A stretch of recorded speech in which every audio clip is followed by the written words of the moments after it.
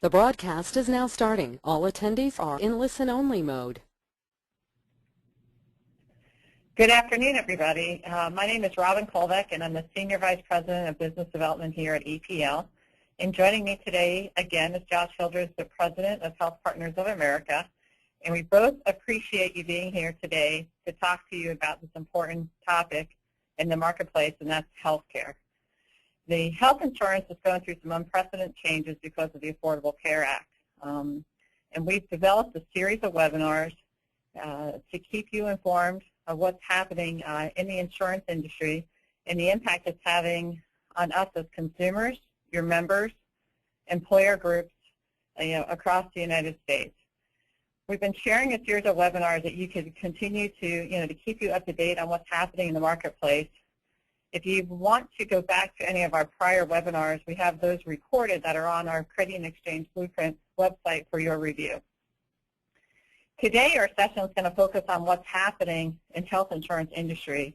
You can't open the paper or turn on the TV without hearing the impact healthcare is having on all of us. There's a lot of confusion out there in the marketplace, and having an expert like Josh is key to providing us more clarity for each of us regarding the health insurance changes.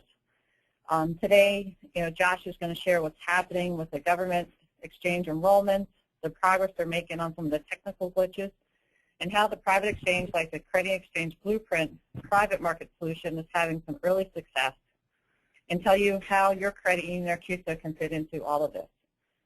Our vision is for your credit union that can play a key role in helping your members and reaching new members' employer groups by helping them navigate the complexities of healthcare. So to talk about this, I have the pleasure of sharing a little bit more about Josh, the President of Health Partners. He's one of the nation's top award-winning experts involving private healthcare exchanges, as well as a tax and legal structures of benefit plans. He's pioneering work on behalf of the defined contribution plans and major financial advantages for employers and employees throughout the United States. A gifted speaker, Josh, makes issues of healthcare reform informative and exciting for us to understand and learn from him. Josh has trained over 10,000 insurance professionals, financial advisors, and benefit experts in the last 3 years alone. So I'm excited to have Josh again share his insight and his wisdom with all of you. Josh, I'll turn it over to you. Thank you very much, Robin. And I appreciate you guys joining us today, or if you're watching this recording later on, appreciate you joining us on whatever day you're joining us. There is a lot going on out there, and we do want to talk a little bit about what's been in the news over the last couple of weeks and how it's going to impact the idea of where Americans shop for insurance and how that process is going to work. So with the ACA exchange enrollment here, there are millions of health plans that are being canceled. We're seeing technical challenges and glitches that are abundant, and of course the politicians are now scrambling and making some knee-jerk reactions or some fixes that we'll talk about in a minute that could actually end up causing more problems than solutions. The private exchanges are providing superior customer experiences for those who are using of them. Got a great example of that we want to share with you. I want to give you a little insight on what the next big news cycle stories are going to be starting the first quarter of next year as employers begin shifting away from traditional health insurance. So we'll share tomorrow's headlines with you today. And the confusion that's in the marketplace, we believe, is creating a once-in-a-lifetime opportunity for the credit unions. It's a chance to help your members with perhaps the most complex issue that they've ever had to deal with. There are mandates, of course, requiring employers or individuals take certain action, and there are government programs and subsidies that many of your members may be eligible for that they just don't have the information of. The attempts of healthcare.gov and various state exchanges to try and meet those consumers' needs has really fallen flat because that's not what the government does best. That's definitely what a private entity can do best is meet the needs of those consumers. The government setting the rules and providing dollars for those who have trouble affording health insurance is really where their involvement should have stopped. But we'll talk a little bit about some of that the difference between the private and public exchanges as we go on as well. So let's take a look at what's happening with the government exchanges.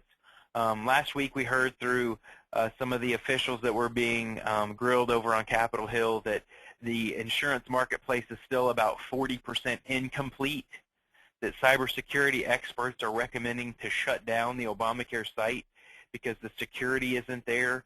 Of course, the payment methodology still hasn't been built in on the backside, so even though the people can come and aren't getting an error message as often, they're getting queuing messages. Once you finally do enroll, 1/3 of the enrollments that are being processed, the carriers are now coming back and saying it's incomplete data. And of course, the doctors and hospitals are catching goofs on their exchanges as far as how the networks work and who's in what network. We're seeing even the state exchanges who are not using healthcare.gov but using their own exchange, states like Maryland and Oregon, having issues where Maryland was struggling with the technological problems, and Cover Oregon has yet to enroll anyone online. It had to hire 400 temporary workers to process paper applications. So there's definitely some issues. We've passed the magical November 30th, December 1st date when a lot of the issues were supposed to be fixed, and it looks like the main thing that they've done is change from an error message to a queuing message. And I heard on the radio this morning that Fox News tried this live online and went on at 10 a.m. and got a queuing message and said, we'll email you when there's less volume and it'll be a good time for you to call back. And they didn't get that email till 5 p.m. that night, so 7 hours later. So as far as being able to actually get on and purchase insurance, that still hasn't quite gotten there. There is a little humor around this, of course, as illustrated by a few of these political cartoons that I did enjoy. I'll just sit back and let you read that one. That one's pretty fun. And then, of course, the new and improved Obamacare program released on 35 floppy disks. The installation kit there, mouse compatible, pretty funny. And then this one. So hopefully that will give you a little bit of levity in what's become a pretty confusing and exasperating experience for anyone who's been canceled or has been looking to purchase insurance and is having trouble getting their insurance. So let's talk about the cancellations and the fix that the Obama administration came out with a couple of weeks ago. What they've decided to do is come out and allow the insurers to extend existing plans for one more year for current customers. So policies renewing before the end of this year would last until late 2014, and policies that expire in 2014 would be permitted to extend into 2015. In many cases, the existing plans have been less expensive than policies with more benefits scheduled to take effect next year before the premium subsidies are applied, of course. Now, if the carriers renew, they must disclose the shortfall between some of the benefits that existing plan would have and the new Affordable Care Act minimum coverages cover. They want to be clear of what you're losing out on by keeping that existing plan. Now, this fix that the administration announced actually comes with its own issues, because when they made this announcement, it's up to each state to choose whether it wants to implement this rule change or not.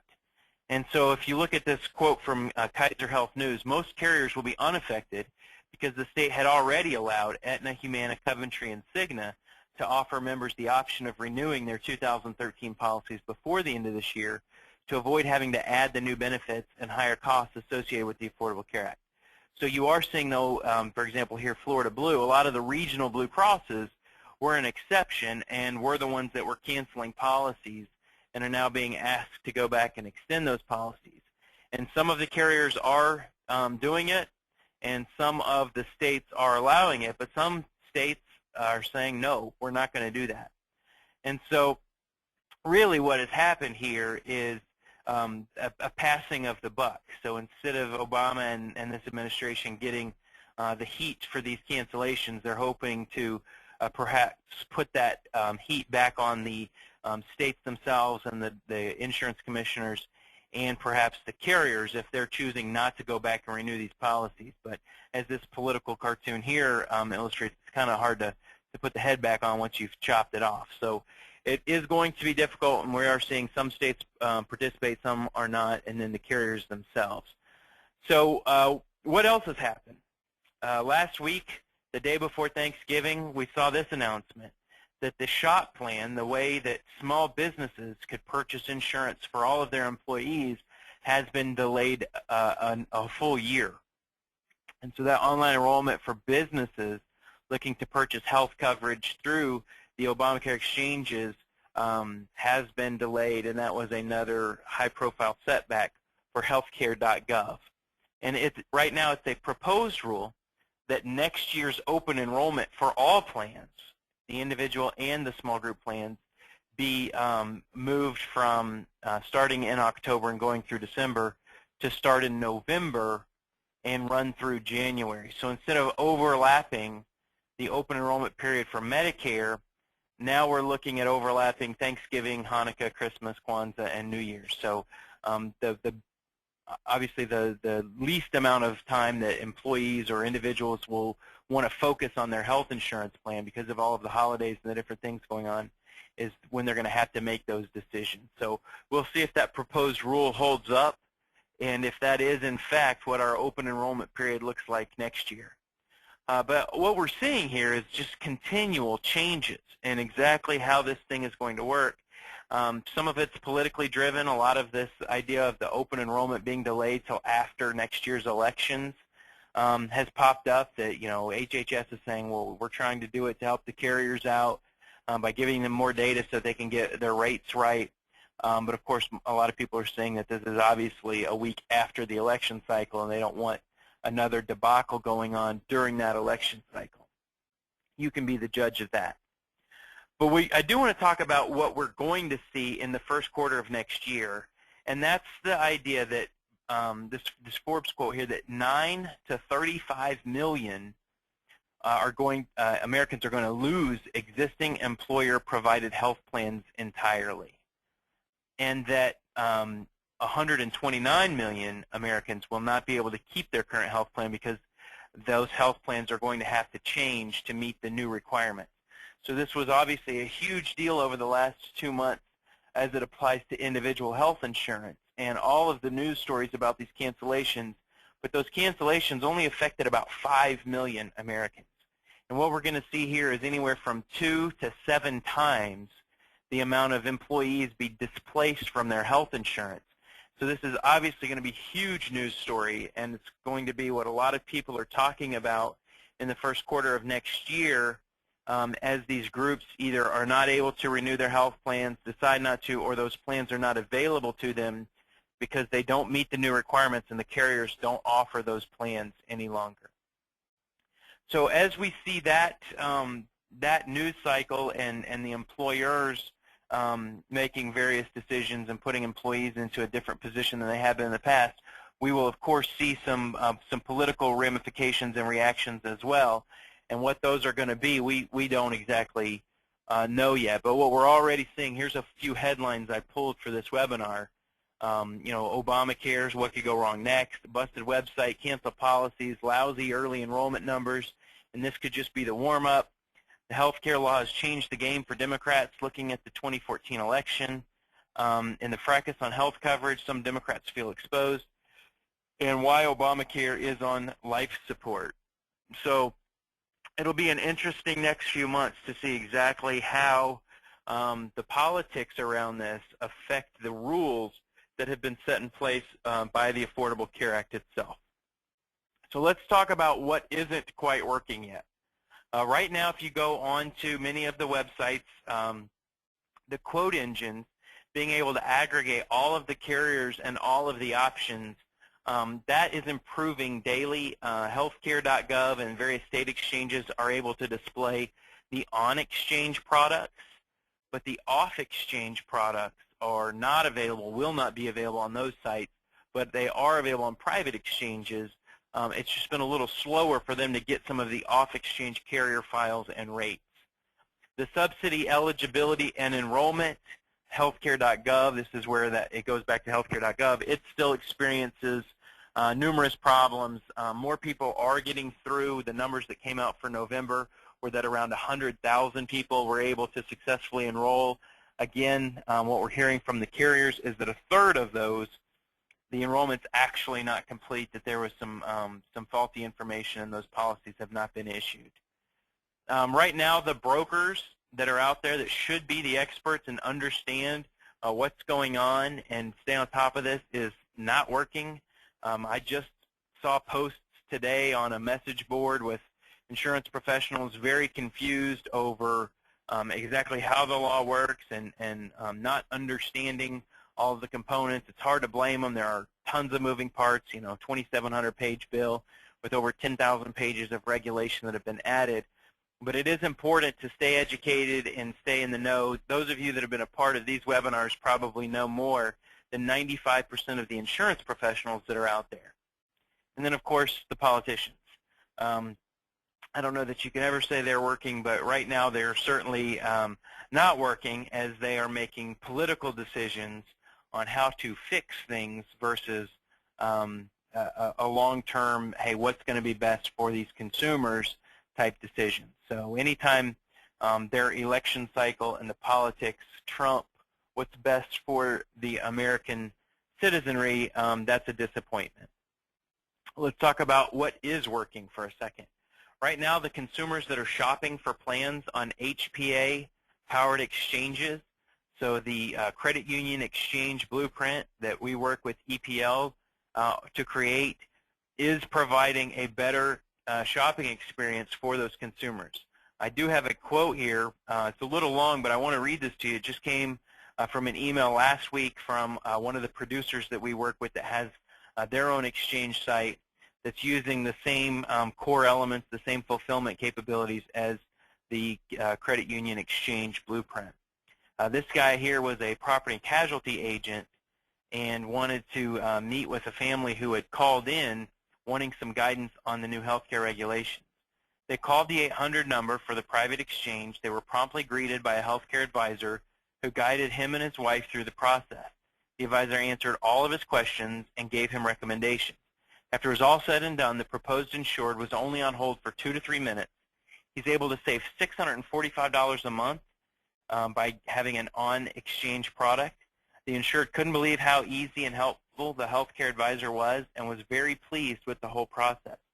The insured was on an individual health plan, and the advisor recommended an exchange plan, not to mention that he will be getting better coverage.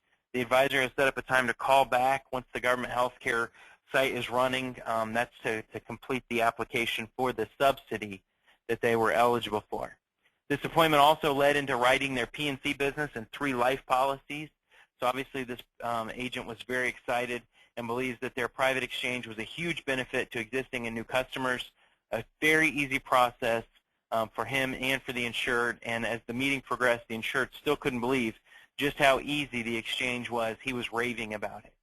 So that's the type of experience that a credit union exchange blueprint exchange site can bring to your members and prospective members. What else is working? Right now, employers, associations, and other organizations are grasping the concept and are starting to understand the numbers behind the Affordable Care Act, which is going to lead to many of them wanting to leverage the individual health insurance market to provide benefits for their members or their employees. And so just over the past week, we've worked with 4 associations that were able to reach about 140,000 people, a large franchise with over 25,000 employees, and many small employers just in the last week. So employers and other organizations are definitely understanding that their ability to help their members or their employees with health care right now, while it is so confusing and nobody really knows where to turn for the right answers, is incredible. So what we wanted to do is take just a few minutes today and talk about what employers are going to be looking at as they approach 2014 and how they should offer benefits and what their options are going to look like. And this is important for you guys to know because many of your members are business owners. And the credit union, of course, is a business and has its own employees. And so understanding how the Affordable Care Act is going to play into the psyche of those making that decision at a business is going to be very important. If you have a business development team or want to provide some direct solutions and marketing to your segs, this is a great thing for your team to really understand what's going on out there. So if we take a look at the different categories of employees that could potentially be affected, you have active employees in a large group, so 100 or more employees, active employees in a small group, you have retirees, and then you have ineligible or part-time employees. Now, all of these could potentially have one of these solutions that we're going to cover applied to it, and you could really kind of mix and match. A large employer could have one type of solution for their active employees and something different for their retirees and something different entirely for their part-time or ineligible. So keep that in mind as we go through some of these solutions. The four main options that employers are going to have in 2014 are to, number one, keep offering traditional group health insurance or a self-funded plan. Option two is to offer a group defined contribution or DC model, where they simply set the contribution amount and let their employees have more decision-making. Number three, they don't offer group coverage and offer defined contribution and a dollar amount or an allowance to be used in the individual market. Or number four, drop group coverage and offer no contribution. So let's take a little bit of a deeper look at each one of these. Option one, keep offering traditional group health insurance or a self-funded plan. For many, it's the path that they know, and they feel that change could be potentially disruptive to their employees, especially with all of the news stories and the headlines out there right now, that they feel like, hey, we should just stay the course because it's a little crazy out there and we don't want to expose our employees to what's going on. Self-funding, if you're looking at a self-funded option or if your group already is self-funded, might have more flexibility in plan design now, but of course there's more risk if the claims happen to be high. If we take a little bit of a closer look at self-insuring, self-insured options will be available to smaller groups than there have been in the past. Many of the reinsurance companies and TPAs have been looking at the idea of the rules that are different, because self-insured plans play by large group rules, not the small group rules. So the minimum essential benefits are different, and the deductible and plan designs are also different, which could end up creating a more affordable plan design. And so the self-insured companies are looking at having lower attachment points and for the reinsurance. And I think this will be a pretty viable option for many groups that it hasn't been an option for in the past. It may help small employers avoid some of those requirements. But the downside is it does still prevent otherwise eligible employees from accessing a subsidy. So if the advantages that are available in the individual market would be positive for many of your employees, you would still perhaps want to stay away from this type of plan design. One of the other things that many employers have been doing as we've reached December here is delaying the pain. So a lot of employers have moved to a 12/1 effective date. The delays do affect it delays the effect of many of the provisions for 11 months, so it's able to keep those rates a little bit lower because you don't have the minimum essential coverage requirements and the plan design requirements or the modified adjusted community rating until your renewal in 2014. This is only a strategy that's been available for small employers. As an added bonus, no individual mandate penalty for employees or family members, even if they waive coverage until that renewal date in 2014. Again, by keeping group health insurance in line, though, you could potentially be keeping your employees from accessing those subsidies. One of the things I will mention here, we are asked by employers all the time if they decided to do this, if they already made the decision to change to a 12/1 effective date, they're asking, well, come February, March, if we decide we want to drop our group coverage, are we allowed to? Are we stuck now until that renewal period again? The answer is you can always drop that group coverage whenever you like. The contract is for them to honor the plan design and the rates established for that 12-month period, but you can cancel that plan at any time. So the bottom line on group health insurance is that the small group plans are getting more expensive. There are cost-sharing increases. The way that the carriers are able to rate the plans is changing. There are new regulations that an employer has to be aware of and follow that can be burdensome and, of course, carry a huge liability if the employer does not send out the proper notifications in the right time. And I think the biggest one, though, is that the value to employees is decreasing and that those subsidies cannot be accessed if an employer offers insurance. We'll talk a little bit more about those subsidies in just a minute.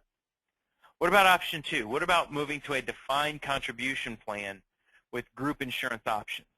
So this is a similar path or a parallel path when it comes to the underlying health plans that the employees can choose from. The difference is they do have more choice in what kind of coverage that they would like. The basics of this type of solution is that the employers would specify the amount that they want to spend, and employees can use those dollars to buy the plan that they choose out of the plans available in that typically a private exchange is the way that those plans are delivered. And that platform is used for shopping, comparing, enrolling, and administering those plans. The employees are usually limited to a handful of plans from one carrier in this plan design. So instead of maybe having a dual option, a high-low plan, or even a triple option, a high-low, medium type plan design, what these carriers are doing is basically providing 5, 10, I've seen as much as 22 plan designs that an employee can choose from, all from the same carrier. So you could have various deductible, co-insurance, and copay options that based on what somebody wants to spend above and beyond what contribution their employer is giving them, they'll have a lot of plans to choose from. So, of course, if you want to keep the group health insurance in place, this would be a better way to do it, providing options for your employees that they can choose from. In option 3, it really is a divergence from how employers have been offering benefits, because you're not going to offer group coverage or employer-sponsored coverage. You're simply going to offer a contribution that your employees will have more freedom of what to spend it on. They can use it in the individual market. Now, September 13th of this rule, there was a ruling that changed the non-subsidized individual health insurance plan from a pre-tax benefit to a post-tax benefit. So if you give your employees $300 a month and they want to use it for health, dental, group health or group dental, individual dental, accident, critical illness, or put it in a health savings account, they can choose all of those options on a pre-tax basis. But if they want to take that money and use it towards their health insurance, it would be on a post-tax basis. Now, what will be the big driver in the shift towards individual coverage? It's really the advantages that that individual market is going to have over the group market. If you take a look at the price right now, the premiums in the group major medical market, we're already seeing the renewals for 2014, and those premiums are higher than the plans in the individual market for everybody under the age of 50. So if you're 50 or older, the group plan might be about a break even or might even be a little less than the plans on the individual market, depending on what your income level is. But because most employers' workforces are under 50 years old, the majority of them are under 50, it means that the majority of their employees would be able to get better prices in the individual market. Number 2 is the subsidies. For anyone earning less than 400% of the federal poverty level and not receiving qualified and affordable coverage from an employer, there is money available to help them buy their health insurance. This is really unprecedented, and we believe will change the way that employers and employees view offering group health insurance. You have this third party, the government, out there saying, hey, we'll help you pay for your health insurance, but as soon as an employer helps pay for health insurance, that money goes away. So many employers and employees will want to leverage perhaps the dollars that are available by the government to help pay for the health insurance and use their money in other ways. If my employer were looking at it and saying, hey, we could put $500 towards your health insurance, or if we leverage this other option, the government helps pay for your health insurance, we can give you that $500 as a raise, I think many employers and employees are going to see that their money goes further by not offering group coverage. And then there's the alternatives. So there are non-qualified plans, there are short-term medical and other alternatives that can be more affordable ways to finance a family's health care than just the qualified major medical plans in the individual or group markets. So if we take a look at what the true marketplace looks like in 2014, you have on-exchange qualified health plans, and this is where the subsidies are available, and you're able to shop for plans using those subsidies. There could be fewer options depending on the state, and those plans can be a little bit more expensive or have a more limited network. Off-exchange, there are some qualified health plans. There might be more carriers participating in the off-exchange marketplace. Sometimes those plans can be even less expensive, but you don't get the subsidies to help pay for those health plans. So this would be ideal for those in the higher end of the income brackets. And then there are options like a short-term medical plan in the non-qualified market that's less expensive. It looks just like major medical, has a prescription card, doctor's office copays, deductibles, and co-insurance, but you are only guaranteed that policy for the 11 months or 12 months, whatever the term is that you buy. But as you can see, the rates are significantly lower. A family of four, you know, at the highest end here, two 50-year-olds with two children could get a plan for just $656. If they're in their 30s, the plan's only $253 a month versus, you know, 3 times that in the on-exchange marketplace. So having all of these options to choose from based on your income level and your family's health and their use of health care is a better experience and is available in the marketplaces that are being powered by the Credit Union Exchange Blueprint. So if we take a look at that federal poverty, I just want to point out, I mean, this is one of the things that I believe there's a lot of misconceptions about, is that those subsidies are only available for the very poor. The fact is that the 400% of the federal poverty line is pretty high. A family of four could make as much as $94,000 and still qualify for a subsidy.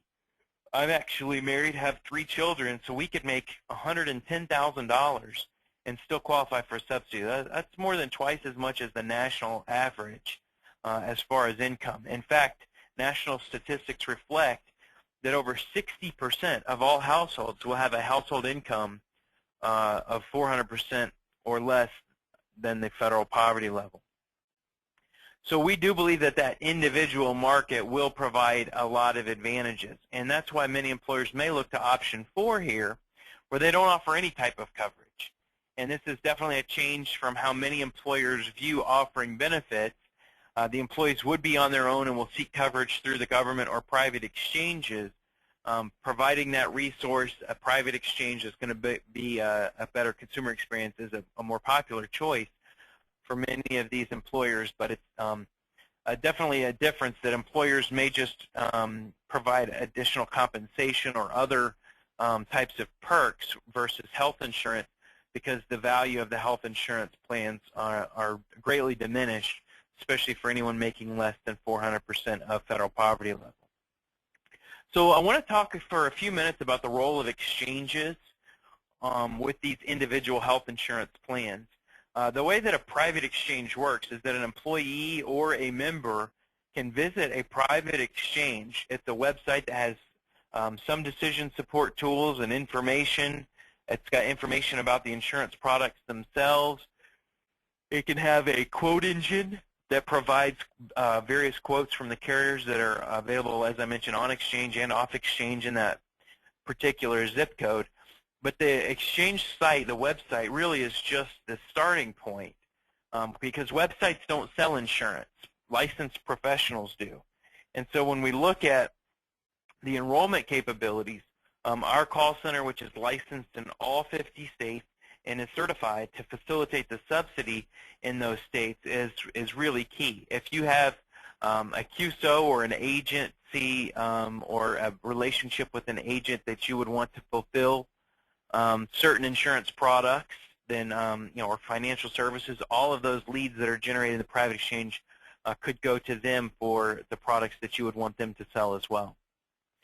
If we take a look at a public exchange versus a private exchange, the contrast should be pretty simple, especially based on all of the bad press that these government exchanges have been getting.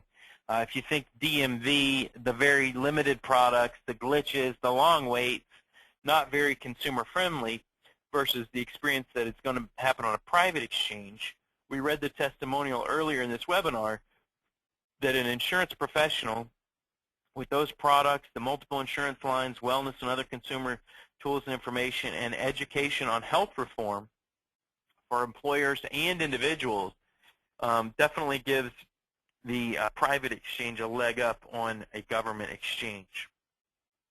So we believe all of this creates a very unique opportunity because a credit union is made up of members that are either consumers or employers. Employers who want to continue to offer benefits or at least understand what they should and shouldn't be doing, and consumers who want choices but they want an easy shopping experience. And then you have the brokers, the third-party administrators, the health plans that want to have access to those employers and consumers. And the best way to bring those two together really is a credit union exchange powered by EPL and HPA. A credit union exchange actually has more advantages even than an employer in providing that guidance. As a Prudential survey showed last year, 79% of employees view their employer as a trustworthy source to help them grow and protect their money, second only to credit unions at 81%. So you're already seen as the most trustworthy source to grow and protect their money for these insurance products.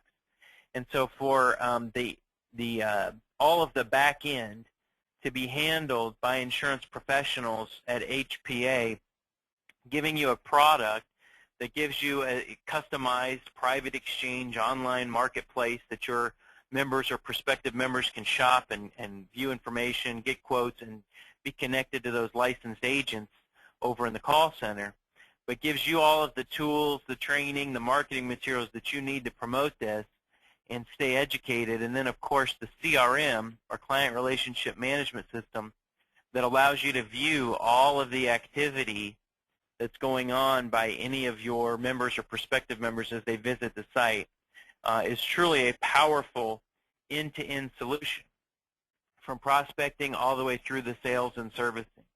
And again, it does allow complete customization. So it would be your logo or your site branding, lead direction, the products, and group and individual leads can be generated and serviced through that exchange. So the win here is, of course, the ability to increase your membership, to offer strategic growth products and services, to strengthen member and community relationships, to activate new employee and employer benefits, and to be a national leader and prominent exchange expert, and to become a community hub because somebody needs to provide the right information because health insurance is changing for over 140 million people. So if you want to learn more about how the Credit Union Exchange Blueprint can benefit you and your credit union members, you can visit creditunionexchangeblueprint.com. You can see some of our demos, or you can schedule a time to talk to Robin or one of the other CUEB team members. At this time, I do want to give you the opportunity to type in questions. If you have any questions, go ahead and type them into the box. We've got a few that have already come in I'm going to address at this time. But if you've got any while you're on, go ahead and type those in. The first question here is, am I required to send my employees to the exchange, and can my employees still receive the subsidies? So you're not required to send your employees to the exchange, but any of our credit unions that we're working with are obviously doing so because they see the value in providing this resource to their employees, and their employees can still receive subsidies if they're eligible through a private exchange. And so we can let them know all that information. We can get the eligibility information and actually enroll them in order to connect them to that subsidy to use towards the purchase of their health insurance. The next question here, even though government technical glitches are improving, how is the private exchange supporting qualified government options and helping consumers gain access to coverage? We talked a little bit earlier about the great experience that was emailed into us, and that's really what we're able to do, is even when the portion that the government does have control over is down, we're able to provide a friendly expert that can help answer all the questions and lay the groundwork and schedule a time to call back when the site is up and they're actually able to finish and complete the enrollment process for the subsidy. So that experience is definitely going to be superior than anything they get just by going to a state exchange. Next question is, what does the shop exchange delay impact have on employers and consumers? So the delay of shop is really just taking away one more of those options for an employer who would want to offer group coverage. We never thought that the shop exchange would be that successful anyway. In fact, we had nicknamed it the flop exchange because we didn't see how any employer that fit the demographics of that group would work with a group plan when they had all the advantages of individual right there. The one thing it did was provide a tax credit to the employer if they met certain qualifications. But of course, that being delayed just takes that option away as well. So we believe that it won't be huge because we didn't think that many people were going to go to it anyway, but one less option for an employer with group coverage means more employers leveraging the individual market, which means you need to have a solution like the Credit Union Exchange Blueprint to help those consumers. So one more question here. What are the benefits of your private exchange, and how do you see supporting the projected volume of consumers that need access to coverage? We do have over 300 agents that are licensed and able to facilitate those subsidies now in the call center. The call center is continuing to grow. They're trying to add an additional 30 to 50 agents every month to their training program. They have a pretty exhaustive training program before they let those agents get on the phone with a live call with a customer.